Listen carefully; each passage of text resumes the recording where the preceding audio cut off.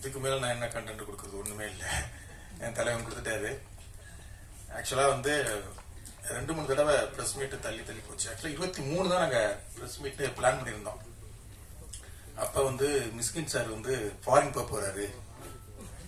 அதனால வந்து ஐயோ கண்டென்ட்டே ஃபாரின் போச்சுன்னா அப்புறம் என்ன கண்டென்ட் கொடுக்குதுன்னா அவசரமா அப்புறம் சிட் பண்ணோம். இங்கே பன்னீர் சோடா குடிச்சதை பார்த்தாருன்னா ஐயா போய் ஃபாரின்ல பன்னீர் சோடா குடிக்க போறாரு போல. வாழ்த்துக்கள்.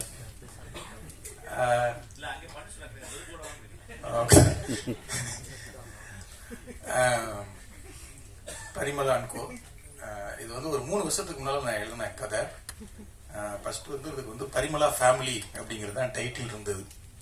அதுக்கப்புறம் டூரிஸ்ட் ஃபேமிலி வந்ததுனால அதே மாதிரி வேண்டாம் அப்படின்ட்டு வேற டைட்டில்லாம் யோசிக்கலாம் அப்படின்னு யோசிச்சோம். அப்புறம் வந்து இந்த டைட்டிலுக்கு அதுக்கு வந்து ஸ்வீட் ஹோம் அப்படின்னு டைட்டில் வச்சிருந்தோம்.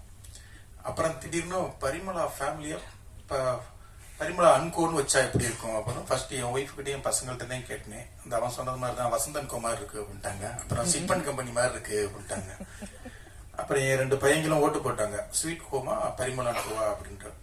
அவங்க 2 பேரும் இதுக்கு தான் ஓட்டு போட்டாங்க. அப்புறம் என் அசிஸ்டன்ட் எல்லாருக்குமே 2 டிசைன், ப்ரொடியூசர் எல்லாத்தையுமே 2 டிசைனை வச்சு ஒரு 20-25 பேர்கிட்ட திங் மியூசிக், சந்தோஷ், மணி எல்லாரும் கிட்டமே ஓட்டு கணக்கெடுப்பு எடுக்கிறோம். ஆனா இவங்க யாருக்குமே தெரியாது என்ன டைட்டில்னா.